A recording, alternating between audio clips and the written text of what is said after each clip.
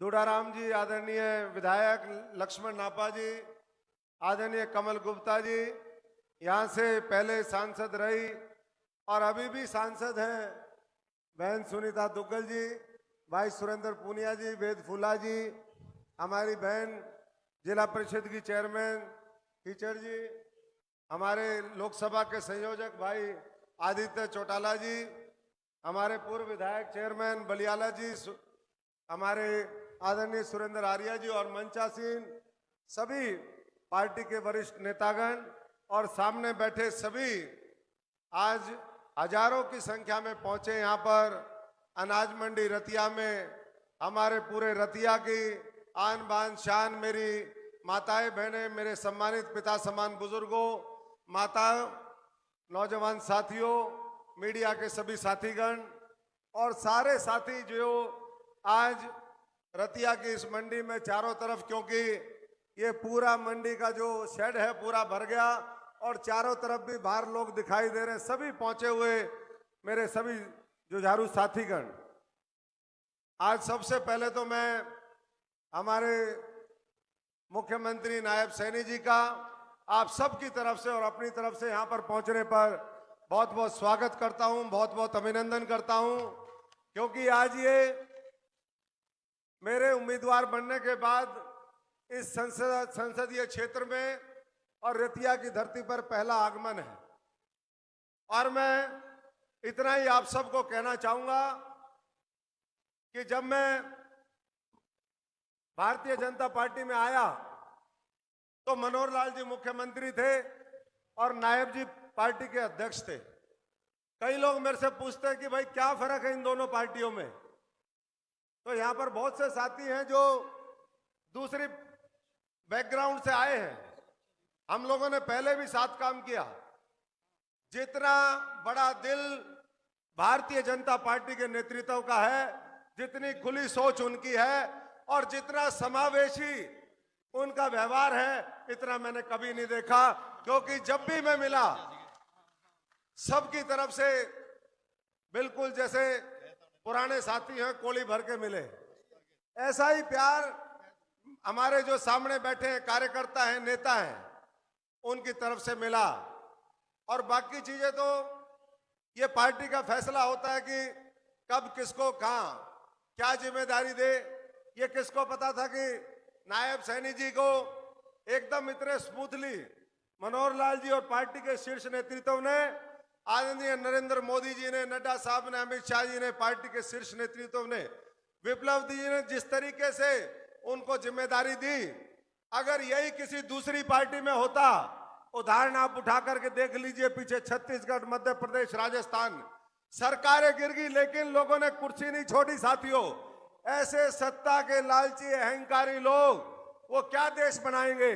और यहाँ पर जिस तरीके से सत्ता का हस्तांतरण हुआ और हमारे बड़े भाई को जिम्मेदारी दी, एक नया नेतृत्व आगे बढ़ाने के लिए, पुराने नेतृत्व जो आने वाले समय में इस देश का नेतृत्व करेगा।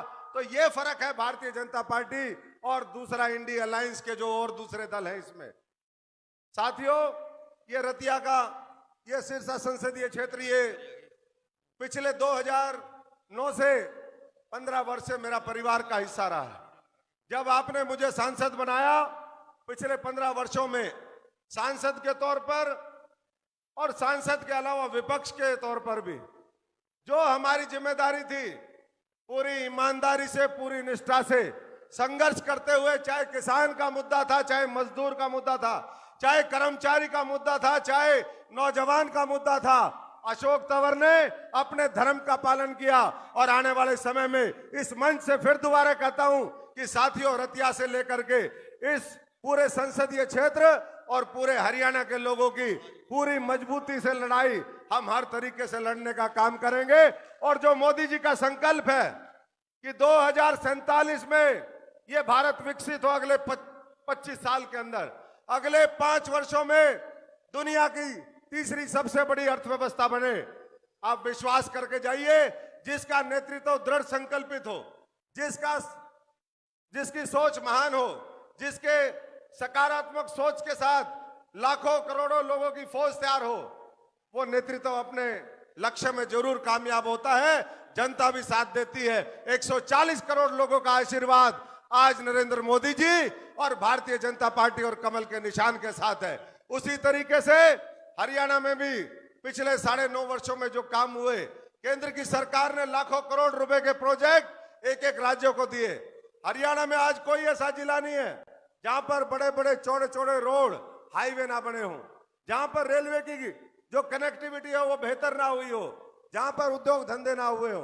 और ये हमारा जो सिरसा संसदीय क्षेत्र है, ये तो आप सब जानते हैं कि कृषि के क्षेत्र में पूरे देश में आगू है। हमने लगातार कई वर्ष गेहूं के उत्पादन में पूरे देश के अंदर नंबर 1 स्थान अर्जित किया। और इसलिए ये जो रतिया का क्षेत्र है, ये आज शैलरों का और धान का एक कटोरा बन गया। ये धान का वो एक बड़ा, जहां पर सारी चीजें आज प्रोसेस होकर के और किसान को, आड़ती को, हमारे मजदूर को हर चीज का अच्छा दाम मिलता है। हमारा भविष्य में ये लक्ष्य रहेगा कि जब रोड बन गए, रेल आ गई, बड़े बड़े उद्योग धंधे, कृषि आधारित उद्योग धंधे कैसे स्थापित हों। और इस इलाके के अंदर अपार संभावनाएं हैं, क्योंकि ये वो इलाका है जो पूरे देश का 10% नरमा पैदा करता है। यहाँ पर टेक्सटाइल इंडस्ट्री, उसके लिए हम सब लोग मिलकर के प्रयास करेंगे। रतिया को छूते हुए आने वाले समय में डबवाली से लेकर के पानीपत तक का हाईवे बनना है। तो मैं आप सबसे विनती करूंगा, याद करिए 2009 से पहले ये रतिया एक बड़ा गांव हुआ करता था। बाई इलेक्शन हुआ, उस समय हम कांग्रेस में थे, हमने लड़ाई लड़ी और इस रतिया को एक बड़ा कस्बा बनाने का काम किया। और मैं माननीय मुख्यमंत्री जी और पार्टी के शीर्ष नेतृत्व के सामने ये कहता हूं कि आप सब आशीर्वाद दीजिए, ये रतिया दिन दोगुनी 4 रोज तरक्की करेगा और बड़ा शहर, विकसित शहर, एक समृद्ध शहर जहां पर हर व्यक्ति खुशहाल हो, उसके लिए हम मिलकर के काम करेंगे। दूसरी तरफ किस तरीके की मानसिकता है और दूसरी पार्टी के नेताओं के, मैं संगठन की बात कर रहा था कि भारतीय जनता पार्टी और कांग्रेस में क्या फर्क है। लोग मेरे से पूछते हैं भाई विपक्ष के मुद्दे क्या हैं। हम कहते हैं कि विपक्ष का मुद्दा है देश के टुकड़े टुकड़े कैसे हो। विपक्ष का मुद्दा है कि भाई जाति के आधार पर जनगणना हो। विपक्ष का मुद्दा है कि भाई देश को कैसे बांटा जाए धर्म और जाति के आधार पर। देश का मुद्दा उनके लिए क्या है कि भाई भेदभाव करो, कुछ लोगों को पीछे छोड़ दो, गरीबों को पीछे छोड़ दो, कुछ जातियों को पीछे छोड़ दो, कुछ धर्म के लोगों को पीछे छोड़ दो। और जो लोग इस देश को आगे बढ़ाने में, उठाने में लगे हुए हैं, जो मोदी जी कहते हैं वेल्थ क्रिएटर हैं, उन वेल्थ क्रिएटरों का तिरस्कार करो। ये दोबारा 1980 और उससे पहले के दौर में इस देश को ले जाना चाहते हैं, जब दुनिया की विकास दर में भारत बहुत पीछे हुआ करता था, एक गरीब देश माना जाता था। और आज फर्क सबके सामने है। तो मैं तो सभी साथियों से इतना ही कहूंगा कि मोदी जी के संकल्प को, जो डिजिटल इंडिया का संकल्प है, क्लीन एनर्जी, सोलर एनर्जी में ये पूरा देश हमारा दुनिया का नेतृत्व करे। इसी जिले के अंदर 35,000 करोड़ रुपए की लागत से न्यूक्लियर प्लांट बन रहा है गोरखपुर के अंदर। जब वो बनेगा तो उद्योग धंधों से लेकर के हरियाणा में बिजली की कोई कमी नहीं रहेगी। 2800 मेगावाट का वो न्यूक्लियर प्लांट है, जिसका शिलान्यास उस समय हमने किया। और मुझे लगता था, मैं आज इस मंच के माध्यम से कहता हूं कि मुझे लगता था जब हम सांसद थे कि हम अगर हटेंगे तो काम रुक जाएंगे, लेकिन मुझे कहते हुए गर्व होता है और मैं माननीय मनोहर लाल जी का, नरेंद्र मोदी जी का, पार्टी के नेतृत्व का धन्यवाद करता हूं कि उन्होंने काम रुकने नहीं दिया। उन्होंने डबवाली से लेकर के हिसार तक का नेशनल हाईवे बनाने का काम किया। न्यूक्लियर प्लांट का काम तेजी से जारी है और 1 मेगावाट में 10,000 लोगों को, 10,000 घरों को रोशनी मिलती है। आप उसको गुणा कर लीजिए 2800 से, तो कितना बड़ा इस प्रदेश के लिए आने वाले समय में ये न्यूक्लियर प्लांट काम करेगा। तो इसलिए आज शिक्षा नीति बात करें, किसानों की बात करें, इस जिले के अंदर हमारे करीबन इस पार्लियामेंट के अंदर 4645 करोड़ रुपए किसानों को फसल बीमा, मुआवजा, फसली क्लेम और किसान सम्मान निधि के माध्यम से देने का काम केंद्र और प्रदेश की सरकार ने किया है। इसलिए मैं तो सबसे आह्वान करूंगा कि भाइयों और बहनों, ये जो दूसरी पार्टी की दलदल बन गई है जिसमें बहुत से लोग फंसे हुए हैं अच्छे, उनसे उनको निकाल करके मुख्य धारा में शामिल करें। ये 2024 का चुनाव, ये देश का चुनाव है, किसी पार्टी का चुनाव नहीं है। और देश के लिए हर व्यक्ति को अपना सहयोग करना चाहिए। इसलिए मोदी जी का जो नारा है 400 पार, 400 पार को बढ़ा करके हमें इस देश में तीसरी बार उनके नेतृत्व में सरकार बनाने का काम करना है, कमल खिलाने का काम करना है। और उसके लिए आप सबको पूरी ताकत से लगना होगा। 2 दिन का दिल्ली में अधिवेशन था, चुनाव से पहले, घोषणा होने से पहले मोदी जी ने एक बात कही कि हर बूथ पे हमें 370 वोट बढ़ाने का काम करना है। अगर हर बूथ पे 370 वोट बढ़ते हैं तो करीबन 1900 से 2000 बूथ हमारे सिरसा संसदीय क्षेत्र में है। पिछली बार का मार्जिन हमारा 3 लाख से ऊपर था, और अगर उसमें 7,40,000 वोट और जोड़ दे तो 10 लाख से ऊपर जाता है साथियों। उसमें कितना हम कैसे करेंगे ये आपके ऊपर है, क्योंकि भारतीय जनता पार्टी का संगठन बेमिसाल है, आपका समर्पण बेमिसाल है, आपका त्याग बेमिसाल है। इसलिए मुझे यकीन है कि हम हरियाणा की 10 की 10 सीटें बड़े मार्जिन से जीतेंगे, सिरसा की सीट जीतेंगे। और आने वाले समय में जो विकास की गंगा आज पूरे देश में बह रही है, उसका और बेहतर असर हमारे इस इलाके में हो, ये सब लोगों को मिलकर के सुनिश्चित करना है। दूसरी तरफ मैं इतना और कहूंगा साथियों, भारतीय जनता पार्टी तो किसी चीज से कहीं भी कम नहीं है। 2014 से पहले सूचना क्रांति का जितना बेहतर इस्तेमाल भारतीय जनता पार्टी के नेतृत्व ने और आप लोगों ने किया, उतना किसी और ने नहीं किया। आज सोशल मीडिया से लेकर के हर जगह और ज्यादा प्रचार प्रसार करिए जो हमारी बेहतर नीतियां हैं, और सुनिश्चित करिए कि जो विपक्ष है, जो आज साजिशें कर रहा है, षड्यंत्र कर रहा है, जिनके पास उम्मीदवार नहीं है, सारे लोग मैदान छोड़ छोड़ करके भाग रहे हैं, क्योंकि उनको पता है कि साथियों फिर एक बार जमानत जब्त होगी इनकी। इसलिए बड़े बड़े लोग मैदान छोड़ गए हैं और आप पूरी मजबूती से मैदान में डटे हुए हैं। जिनके पास ना ड्राइवर है, ना जिनके पास गाड़ी है, ना कुछ और है, और वो कहते हैं हम सरकार बनाएंगे। कहां से बनाएंगे साथियों? तो इसलिए पूरे जज्बे के साथ आज शुरुआत हुई है हमारी रैलियों की हमारे संसदीय क्षेत्र में। रतिया से मैं रतिया के तमाम साथियों का, क्रांतिकारी साथियों का बहुत बहुत धन्यवाद करता हूं, और सबसे उम्मीद करता हूं कि हम वाजपेयी जी की 2 लाइनें हैं जो वाजपेयी जी कहते थे कि जब तक ध्येय ना पूरा होगा पक्की गति ना रुकेगी। आज कहे दुनिया चाहे कुछ भी, कल को बिना झुके न रहेगी। साथियों, हमें नफरत के बीज बोने वालों का जम करके डट करके मुकाबला करना है और सुनिश्चित करना है कि ऐतिहासिक जीत इस संसदीय क्षेत्र, इस विधानसभा क्षेत्र से हो, और आने वाले समय में हम एक बार फिर नायब जी के नेतृत्व में, मोदी जी के नेतृत्व में केंद्र में तीसरी बार सरकार बनाए, और एक बार फिर ये गरीब किसान मजदूर के बेटे के नेतृत्व में तीसरी बार इस प्रदेश में, हरियाणा प्रदेश में सरकार बनाए। बहुत बहुत धन्यवाद, बहुत बहुत स्वागत। वाहिगुरु जी का खालसा, वाहिगुरु जी की फतेह। बहुत धन्यवाद तंवर जी। 1 2 4 नारे लगा दीजिए ताकि हमारी आवाज जो है मोदी जी तक जाए। भारतीय जनता पार्टी जिंदाबाद। नहीं भैया ऐसे नहीं, भारतीय जनता पार्टी जिंदाबाद। श्री नायब सिंह सैनी जिंदाबाद, जिंदाबाद। नरेंद्र मोदी जिंदाबाद, जिंदाबाद। बहुत बहुत धन्यवाद। अभी हमारे बीच हमारे बहुत ही आदरणीय सांसद श्री सुभाष बराला जी मंच पर आएंगे। जोरदार नारों से भारतीय जनता पार्टी जिंदाबाद, भाई सुभाष बराला जिंदाबाद। हाथ खड़े करके, ऐसे नहीं, जोश, गर्मी तो है, पीछे वालों को पता है। एक बार हाथ खड़ा करिए सारे के सारे, एक बार और पीछे वाले भी। भारत माता की जय, भारत माता की जय।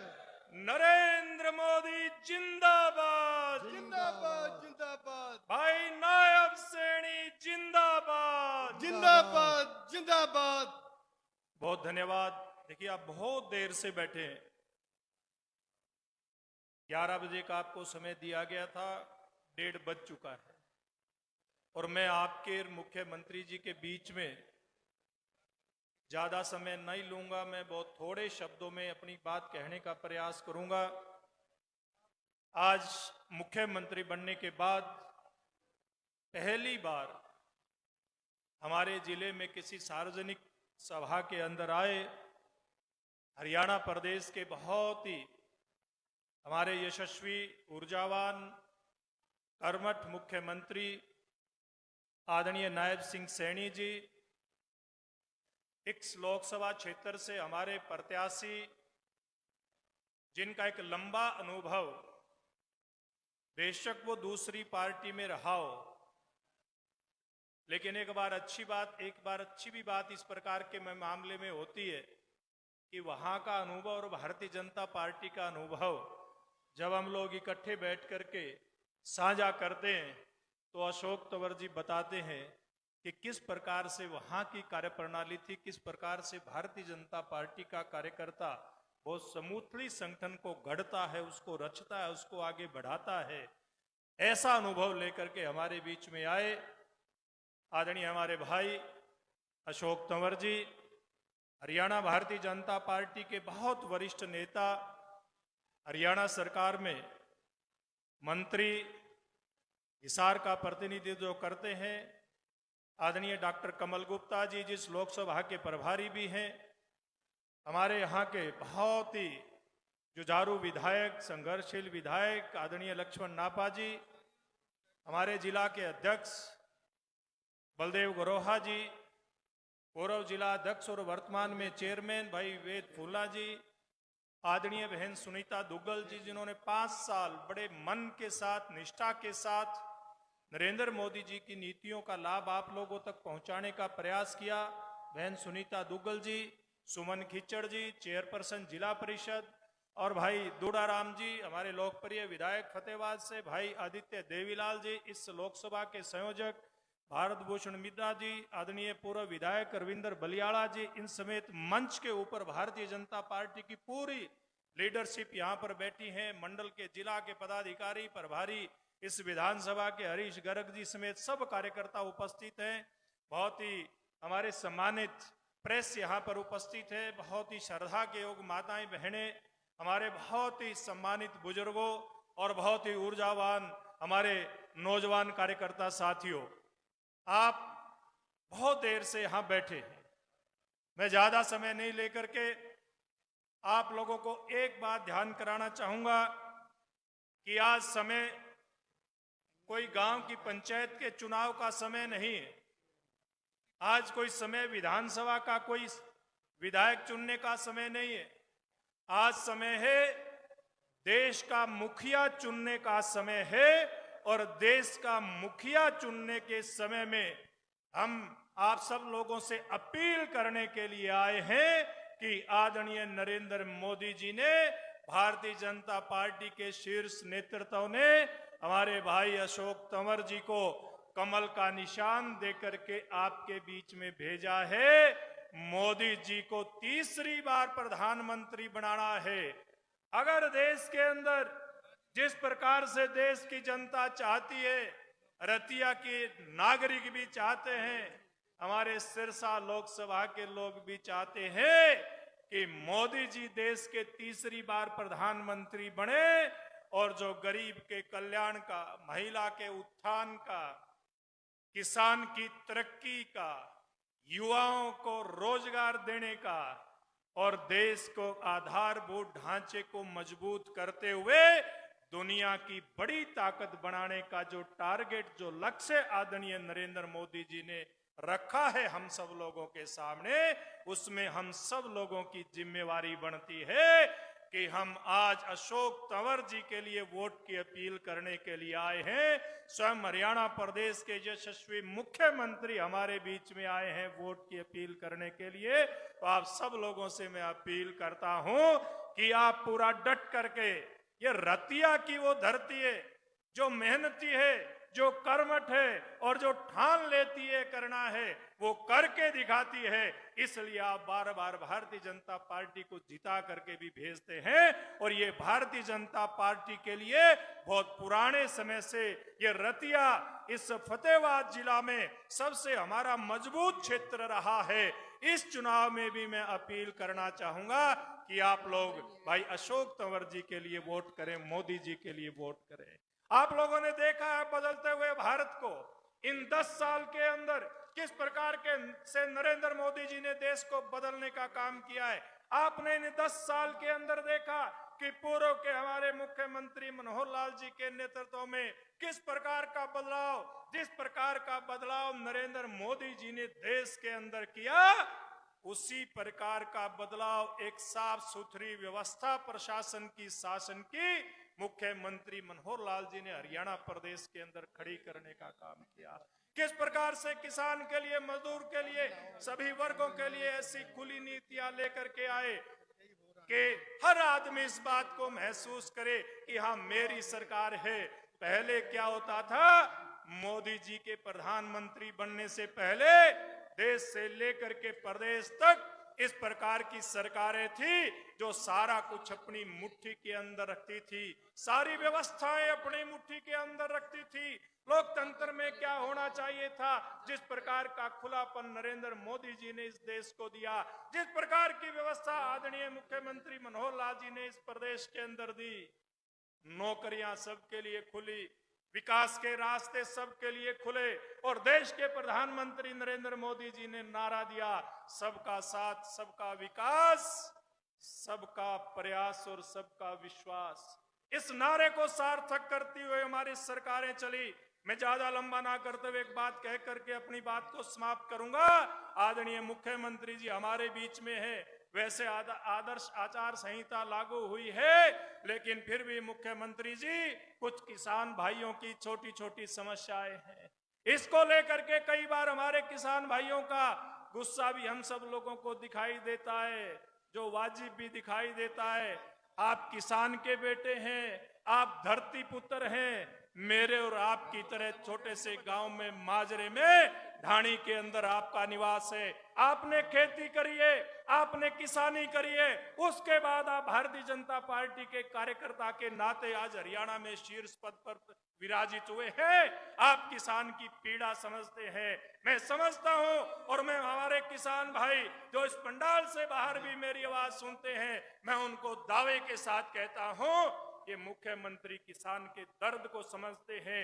जिस प्रकार से नरेंद्र मोदी जी दर्द को समझते हैं, जिस प्रकार से किसान की फसल का उचित भाव देने का काम किया, फसल खराब हुई तो उचित मुआवजा देने का काम किया, कहीं कोई कमी पेशी रह गई होगी तो उस कमी को आज विश्वास दिला करके मुख्यमंत्री जी जाएंगे और कभी किसी भी किसान को किसी प्रकार की दिक्कत नहीं आने देंगे।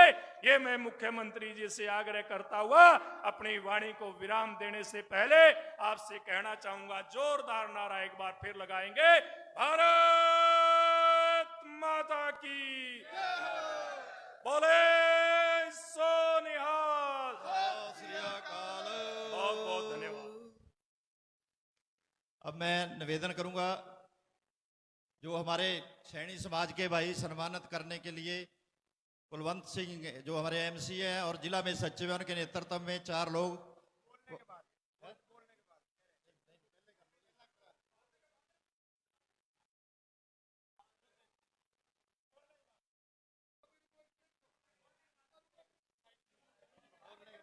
हरियाणा प्रदेश के लोकप्रिय मुख्यमंत्री रतिया की इस पावन पवित्र भूमि पर किसानों के बीच में एक साधारण किसान परिवार में जन्म लेकर के भारतीय जनता पार्टी के कार्यकर्ता के रूप में काम करते करते आज भारतीय जनता पार्टी ने जिनको मुख्यमंत्री बना करके भेजा है, ऐसे एक सामान्य परिवार से आने वाले कार्यकर्ता आज रतिया की सरदारी से आशीर्वाद मांगने के लिए आपके बीच पहुंचे हैं। मेरा आप सबसे निवेदन है, एक बार जोरदार तालियों से माननीय मुख्यमंत्री जी का स्वागत करें। और माननीय मुख्यमंत्री जी श्री नायब सिंह सैनी जी से मैं निवेदन करूंगा वो आए और इस रतिया की सरदारी के सामने अपने विचार रखें। माननीय मुख्यमंत्री श्री नायब सिंह सैनी जी।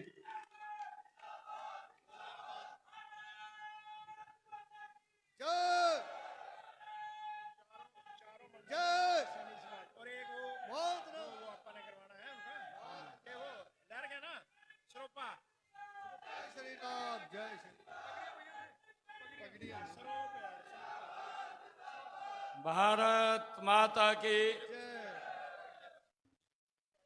ये रतिया की आवाज नहीं है भाई। रतिया की आवाज बड़ी बुलंद आवाज है, क्योंकि मैंने यहाँ उपचुनाव के अंदर भी और कई बार यहाँ आने का मौका मिला है। उपचुनाव में तो एक एक गांव में जाने का मुझे मौका मिला था। यहाँ की सरदारी को मैं प्रणाम करता हूं और जोरदार एक जयकारे के साथ ये आपकी आवाज दुनिया के सबसे लोकप्रिय नेता भारत के यशस्वी प्रधानमंत्री नरेंद्र मोदी जी को पहुंचानी है। दोनों हाथ ऊपर करके भारत माता के जय, भारत माता के जय। बहुत बहुत धन्यवाद। हमारे बीच में हरियाणा सरकार में कैबिनेट मंत्री मेरे साथी डॉक्टर कमल गुप्ता जी, राज्यसभा के नवनियुक्त सांसद जो मोदी जी की टीम में कल ही जिन्होंने शपथ लिया है शामिल हुए हैं, ऐसे आदरणीय सुभाष बराला जी, हमारे इस क्षेत्र के लोकप्रिय विधायक लक्ष्मण नापा जी, फतेहाबाद के हमारे लोकप्रिय विधायक दूड़ाराम जी, हमारे जिला के लोकप्रिय अध्यक्ष बलदेव ग्रोहा जी,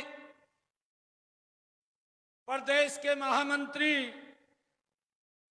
सुरेंद्र पूनिया जी, इस क्षेत्र की पूर्व सांसद श्रीमती सुनीता दुग्गल जी, हरियाणा सरकार में चेयरमैन आदित्य चौटाला जी, दूसरे हमारे चेयरमैन वेद फूला जी, जिला परिषद की हमारी चेयरपर्सन सुमन खिचड़ जी और हमारे इस लोकसभा के प्रभारी भारत भूषण मिड्डा जी, पूर्व विधायक एशिया आयोग के चेयरमैन रविंदर बलियाड़ा जी, प्रदेश के सचिव सुरेंद्र आर्य जी, और आप सबका आशीर्वाद लेने के लिए आदरणीय नरेंद्र मोदी जी ने, आदरणीय जगत प्रकाश नड्डा जी ने,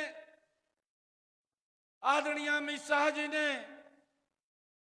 और हरियाणा के पूर्व मुख्यमंत्री आदरणीय मनोहर लाल जी ने, जिनको कमल का फूल दे करके आपके बीच में भेजा है, ऐसे इस क्षेत्र के लोकप्रिय प्रत्याशी आदरणीय अशोक तंवर जी, जोरदार तालियों से अशोक तंवर जी का स्वागत करें। भाइयों, 25 मई को हम सब ने अपने मत का प्रयोग करना है और आज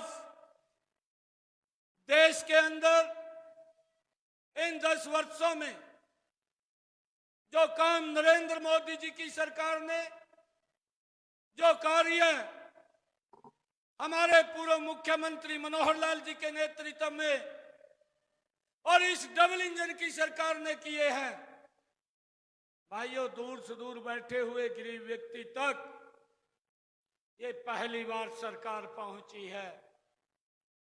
भाइयों, जो नरेंद्र मोदी जी ने कहा है उसको तो पूरा किया है, परंतु जो नहीं भी कहा है उसको भी धरातल पर उतारने का काम इन 10 वर्षों के अंदर ये नरेंद्र मोदी की सरकार ने किया है। भाइयों, मुझे इस बात का गर्व है कि आदरणीय नरेंद्र मोदी जी के नेतृत्व में ऐसी ऐसी योजना बनी है कि जिसकी चिंता करके हमारी डबल इंजन की सरकार ने लोगों तक उसको पहुंचाने का काम किया है। बहुत सारी बातें हमारे पूर्व वक्ताओं ने आपके बीच में उन्होंने कही हैं। मुझे ये आप लोगों के बीच में बताते हुए ये बड़ा फख्र हो रहा है। नरेंद्र मोदी जी के नेतृत्व में हमें ध्यान है कि इन 10 वर्षों के अंदर 4 करोड़ से ज्यादा लोगों को लगातार आवास बना करके चाबियां सौंपने का काम इन 10 वर्षों में नरेंद्र मोदी की सरकार ने भाइयों इस देश के अंदर किया है। जो आदरणीय प्रधानमंत्री जी की सोच है कि हमने हर सर के ऊपर वो छत हो, उसके लिए हमारी सरकार काम कर रही है।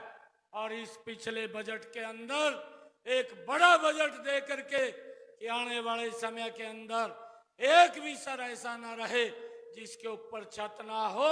ये सरकार की जिम्मेवारी है कि हर व्यक्ति को मकान बना करके देने का जिम्मा ये लगातार हमारी सरकार कर रही है।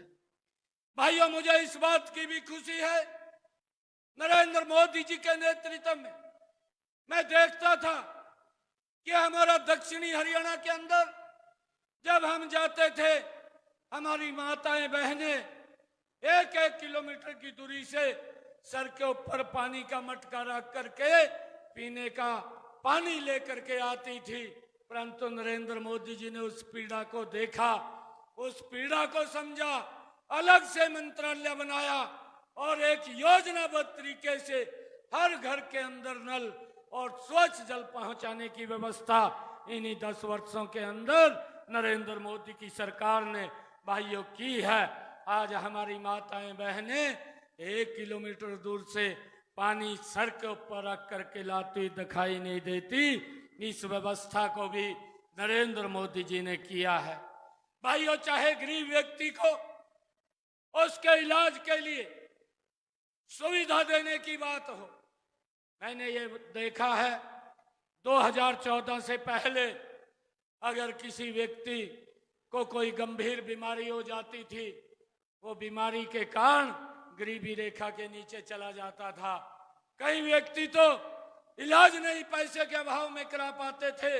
परंतु इस पीड़ा को भी अगर किसी व्यक्ति ने समझा है, हमारी इस डबल इंजन की सरकार ने समझा है, एक योजनाबद्ध तरीके से आयुष्मान कार्ड और हमारे पूर्व मुख्यमंत्री मनोहर लाल जी ने इसके अंदर चिरायु कार्ड जोड़ करके हरियाणा के 125 करोड़ लोगों को भाइयों इस योजना के साथ जोड़ा है और 5 लाख रुपए का अधिकार उसको दिया है कि अगर दुर्घटनावश कोई दिक्कत आ जाती है तो सिर ऊंचा करके इलाज करा सकता है। वो पैसे के अभाव के कारण या बीमारी के कारण वो गरीबी रेखा के नीचे ना जाए, इसकी व्यवस्था भी हमारी सरकार ने की है। भाइयों, मुझे खुशी है, ये कांग्रेस के लोग बोलते हैं, लगातार जब चुनाव आता था ये बोलते थे चुनाव के समय गरीबी हटाएंगे, परंतु गरीबी नहीं हटी। ये नरेंद्र मोदी है जिसने गरीबों के हित के अंदर ये मजबूती से काम किया है।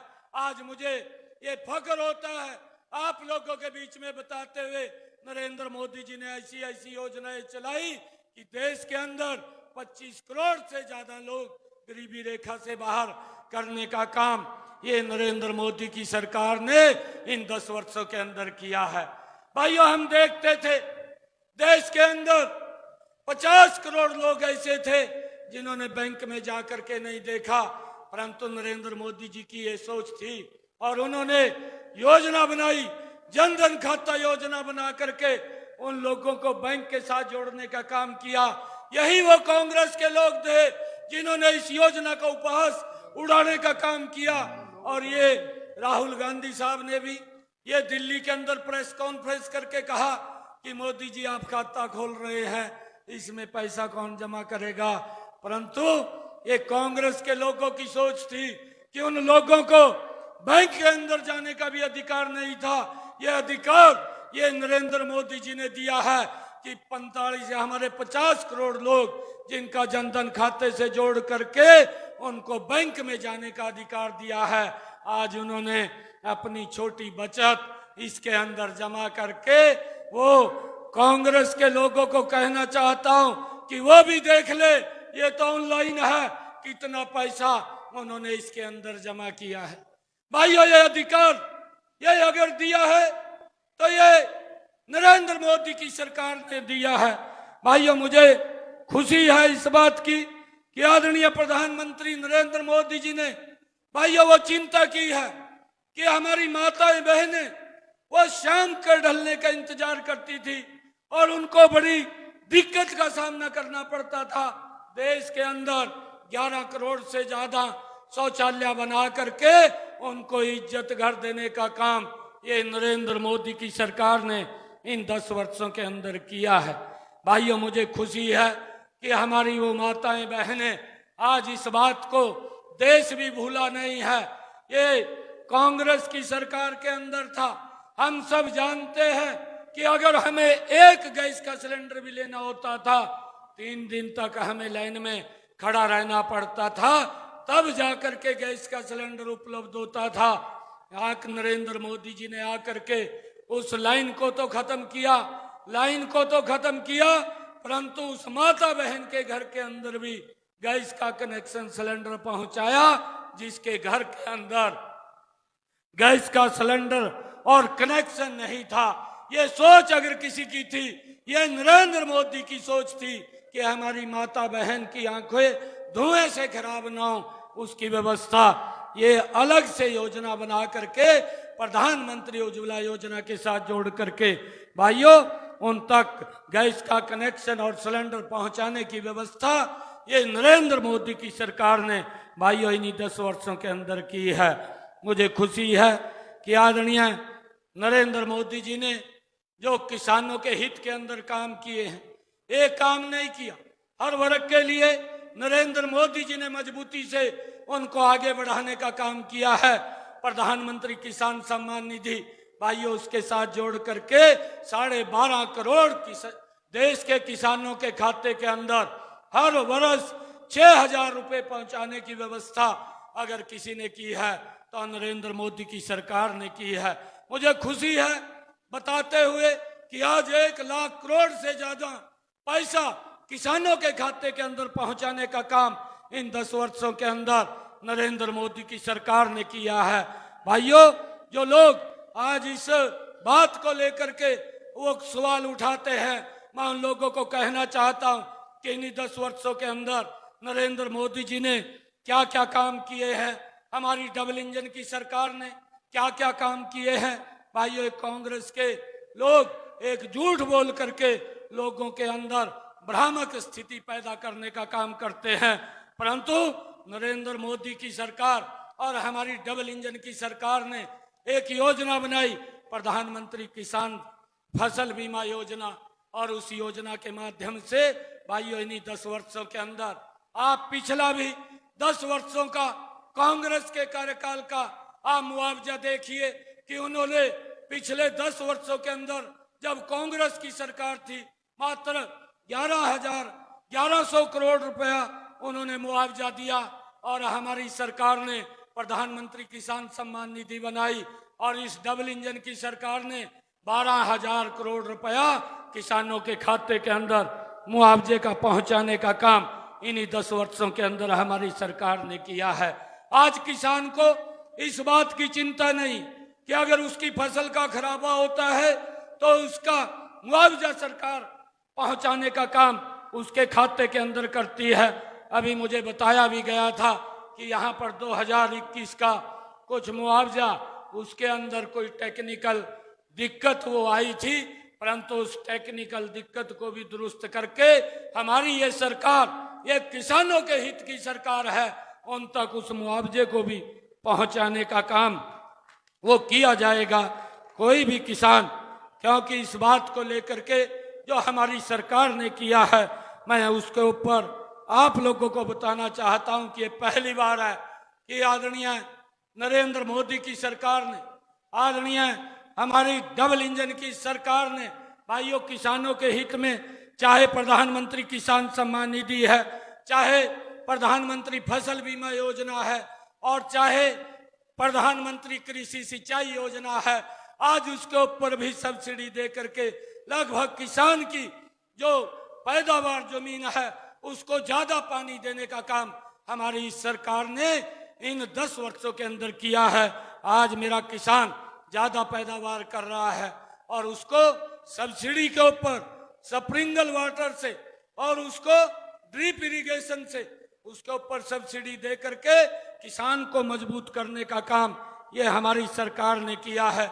चाहे भाइयों इन 10 वर्षों के अंदर हम सब ने देखा कि अंतिम टेल तक पानी पहुंचाने की व्यवस्था भी अगर किसी सरकार ने की है वो हमारी सरकार ने की है।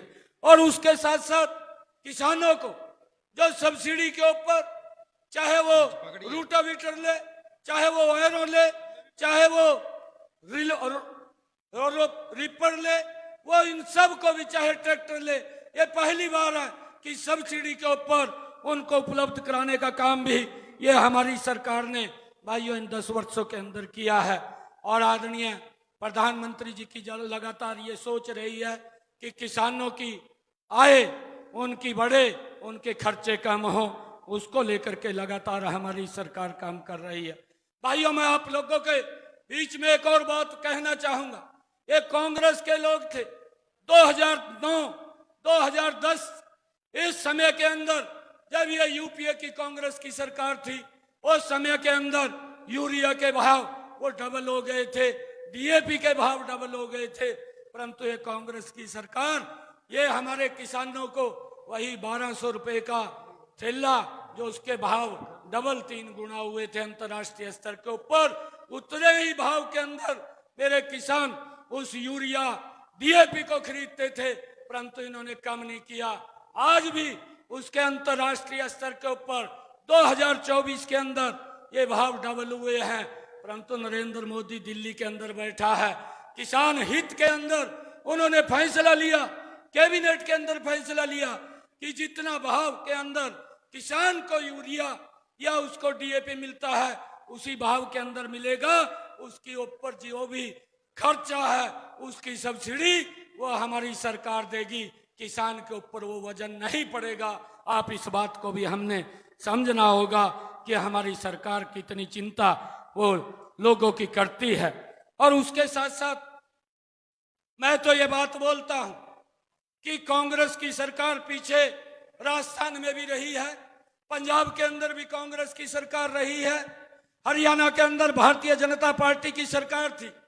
मनोहर लाल जी ने योजना बनाई कि हमारे किसान की 14 अन्य फसलें भी एमएसपी पर खरीदने का काम करेंगे, किसान को भावांतर भरपाई देने का काम करेंगे। भाइयों परंतु कांग्रेस की सरकार पंजाब में रही है, राजस्थान में रही है, 2 फसलें जो केंद्र खरीदता था, धान की और गेहूं की, वो केंद्र खरीदता था, एक भी फसल किसान की एमएसपी पर नहीं खरीदी। भाइयों आपके पड़ोस में है, परंतु ये काम अगर किसी ने किया है किसानों के हित के अंदर, ये हमारी सरकार ने किया है। उनको फसल को एमएसपी पर खरीदने का काम ये हमारी सरकार कर रही है। ये कांग्रेस के लोगों ने इस प्रकार का दुष्प्रचार किया कि एमएसपी को बंद कर दिया जाएगा, परंतु लगातार नरेंद्र मोदी की सरकार हर बार एमएसपी को बढ़ा करके किसान तक पहुंचाने का काम कर रही है। गन्ने के भाव के अंदर भी लगातार बढ़ोतरी देने का काम ये हमारी सरकार कर रही है। भाइयों चाहे हम हरियाणा के सिस्टम की बात करें, अगर हम देखें हमारी सरकार ने पिछले 10 वर्षों के अंदर एक गुड गवर्नेंस का उदाहरण वो प्रस्तुत किया है। नहीं तो पहले 2014 से पहले अगर एक बच्चे को भी नौकरी लगवानी होती थी तो पूरा गांव भाइयों चक्कर काटता था, किसी मंत्री के पास जाता था, किसी विधायक के पास जाता था, परंतु ऐसा सिस्टम बनाने का काम ये मनोहर लाल जी की सरकार ने वो किया है। भाइयों आज गरीब माँ का बेटा भी बिना पर्ची बिना खर्ची के हरियाणा सरकार के अंदर नौकरी लग रहा है। ये व्यवस्था अगर किसी ने की है ये हमारी सरकार ने की है। भाइयों, ये लोग जो कांग्रेस के लोग थे ये बात बोलते थे, ये कहते थे कि हम 24 घंटे बिजली देंगे। भाइयों, कुछ दलों ने अपने मैनिफेस्टो के अंदर भी लिखा, ये कांग्रेस ने भी लिखा कि हम 24 घंटे बिजली देंगे, परंतु भाइयों 24 घंटे बिजली नहीं दे पाए।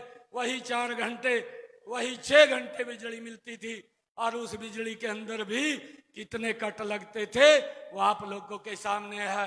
परंतु इस व्यवस्था को भी ठीक करने का काम अगर किसी सरकार ने किया है तो हमारी सरकार ने किया है। आज हरियाणा के अंदर अगर 24 घंटे बिजली आ रही है तो ये हमारी इस डबल इंजन की सरकार के कारण, और उसको सुदृढ़ीकरण करने का कार्य भी वह हमारी सरकार ने इन 10 वर्षों के अंदर किया है। भाइयों, मेरा गांव जगमा गांव योजना बना करके आज 24 घंटे बिजली देने का काम ये हमारी सरकार कर रही है। और भाइयों, चाहे पराली प्रबंधन की बात हो, क्योंकि यहां पड़ोस के अंदर आम आदमी पार्टी की सरकार है, किस प्रकार से किसानों के ऊपर कटाक्ष करने का काम इसने किया था कि हरियाणा के किसान पराली को जलाता है, पंजाब का किसान पराली को जलाता है और वो सारा का सारा पोल्यूशन दिल्ली में आ जाता है। इस प्रकार की उन्होंने ये कटाक्ष किया था। परंतु मनोहर लाल जी की सरकार जब हरियाणा के अंदर ये काम कर रही थी, पराली प्रबंधन के ऊपर कितना जबरदस्त काम किया। माननीय सर्वोच्च न्यायालय ने उसके ऊपर टिप्पणी दी और कहा कि पंजाब सरकार को हरियाणा से सीख लेनी चाहिए। पराली प्रबंधन के अंदर हमारे किसान ने उस नीति को अडॉप्ट किया और आज हरियाणा के अंदर कोई हमारा किसान पराली नहीं जलाता। उसकी व्यवस्था ये हमारी सरकार ने की है, उसका लाभ किसान तक पहुंच रहा है। परंतु वहां पर तो कोई व्यवस्था पंजाब के अंदर नहीं है। ये खाली बात करते हैं, बात तो करते हैं परंतु काम करने में इनको दिक्कत आती है और बात करके वोट लेने का काम ये लोग करते हैं। भाइयों, चाहे सड़कों की बात है, आज मुझे इस बात की खुशी है हरियाणा के अंदर अगर हम देखें एक भी जिला ऐसा नहीं है जिस जिले के अंदर जो 4 लाइनिंग रोड ना हो, एक्सप्रेस वे ना हो। हर जिला को 4 लाइनिंग और एक्सप्रेस वे से जोड़ने का काम ये हमारी सरकार ने इन 10 वर्षों के अंदर किया है। चाहे रेलवे की कनेक्टिविटी की बात हो, चाहे एयर कनेक्टिविटी की बात हो, भाइयों लगातार देश की एक नई तस्वीर इन 10 वर्षों के अंदर नरेंद्र मोदी की सरकार ने भाइयों देश को एक विकास की नई गति के ऊपर ले जाने का काम इन 10 वर्षों के अंदर किया है। चाहे भाइयों धारा 370 की समाप्ति की बात हो, कितने लंबे समय से भाइयों इस समस्या का जो पूरा का पूरा देश जूझ रहा था। हम देखते थे 2014 के अंदर, 2014 से पहले जो हमारे भाई, जो हमारा बेटा हमारी सुरक्षा के लिए बॉर्डर के ऊपर खड़ा होता था, भाइयों उसके ऊपर पत्थरबाजी हमने अपनी आंखों से देखी है। भाइयों किस प्रकार का वो लोग वहां पर पत्थरबाजी चलती थी। परंतु इन 10 वर्षों के अंदर आज भारत भी सुरक्षित है, आज भारत मजबूत है। ना तो आज पत्थरबाजी दिखाई देती है, ना वो पत्थरबाज दिखाई देते हैं। ये काम हमारी सरकार ने भारत को सुरक्षित करने का काम इन 10 वर्षों के अंदर किया है। भाइयों, मैं आप लोगों से कहना चाहूंगा कि चाहे हमारी संस्कृति की संरक्षण की बात हो, हमारी संस्कृति का संरक्षण भी इन 10 वर्षों के अंदर नरेंद्र मोदी की सरकार ने किया है। मुझे खुशी है, आप लोगों को मैं बताना चाहता हूं कि आदरणीय प्रधानमंत्री जी ने पहली बार हम देखते हैं कि जहां गुरु नानक देव जी का प्रकाश पर्व हुआ है उस स्थान के ऊपर करतारपुर कॉरिडोर बनाने की अगर कोई हिम्मत रखता है तो नरेंद्र मोदी रखता है। गुरु नानक देव जी के प्रकाश पर्व के स्थान को भी जोड़ने का काम इन 10 वर्षों के अंदर ये नरेंद्र मोदी की सरकार ने भाइयों किया है। मैं आप लोगों से आज ये अपील करने के लिए यहाँ पर आया हूँ कि बहुत सारे काम इन 10 वर्षों के अंदर हमारी सरकार ने किए हैं और लगातार हमारी सरकार इस देश के अंदर लगातार विकास की एक नई गति देने का काम ये नरेंद्र मोदी जी के नेतृत्व में हो रहा है। आदरणीय प्रधानमंत्री जी ने एक संकल्प लिया है, उन्होंने संकल्प लिया है कि 2047 तक हमने इस भारत को विकसित भारत बनाना है और उस विकसित भारत के अंदर भाइयों आप सबकी बड़ी भूमिका है। आप लोगों से अपील है, रतिया की सरदारी से मैं अपील करता हूं कि आप आइए और एक मजबूती से वहां से हमारे अशोक तंवर जी को कमल का बटन दबा करके भाइयों जो देश आज नरेंद्र मोदी जी को जिन्होंने संकल्प दिया है कि अब की बार 400 पार सीटें दे करके और उसमें हमारा ये सिरसा की सीट, ये कमल का फूल, पिछली बार भी आप लोगों ने बड़े मैंडेट के साथ यहां से जतवा करके हमारी सुनीता दुग्गल जी को भेजा था और अब की बार भी इस 400 पार के अंदर हमारी सिरसा की सीट ये जाए ताकि ये देश विकास की गति के ऊपर आगे बढ़ सके। हमारे अशोक तंवर जी बहुत ही सुलझे हुए व्यक्ति है और ये मजबूती से इस सिरसा की आवाज को लोकसभा के अंदर बुलंद करेंगे। जब इनके पास नरेंद्र मोदी जी जैसा नेतृत्व है तो ये सिरसा भी विकास की गति के अंदर आगे बढ़ेगा। भाइयों हम सब मिलकर के एक एक वोट कमल का बटन दबा करके अशोक तंवर जी को यहां से भारी बहुमत से जता करके नरेंद्र मोदी जी को तीसरी बार प्रधानमंत्री बनाने में हम सिरसा के लोग अपनी अहम भूमिका अदा करेंगे। आप सबका मैं इतनी भारी संख्या के अंदर आप सब लोग आए हैं, आप सबका मैं दिल से धन्यवाद करता हूं और एक बात कह करके मैं अपनी वाणी को विराम दूंगा। भाइयों किसी प्रकार की कोई चिंता करने की जरूरत नहीं है। ये भारतीय जनता पार्टी की सरकार, डबल इंजन की सरकार लगातार लोगों के हित में काम कर रही है और इस देश और प्रदेश को आगे बढ़ाने का काम लगातार जारी रहेगा। हम सब मिलकर के एकजुट होकर के एक एक बूथ के ऊपर जा करके एक एक गांव में जा करके लोगों के साथ कनेक्ट होकर के जो लाभ पहुंचाया है उसकी चर्चा करते हुए अशोक तंवर जी को यहां से बड़े बहुमत के साथ जतवा करके दिल्ली भेजने का काम करें। आप सबका बहुत बहुत धन्यवाद। भारत माता के जय, भारत माता के जय, वंदे वंदे मातरम, नरेंद्र मोदी जिंदाबाद, नरेंद्र मोदी जिंदाबाद। बहुत बहुत धन्यवाद आप सब। अब मैं सैनी समाज के भाइयों से निवेदन करूंगा कि आए और गद्दा दे करके और पगड़ी पहना कर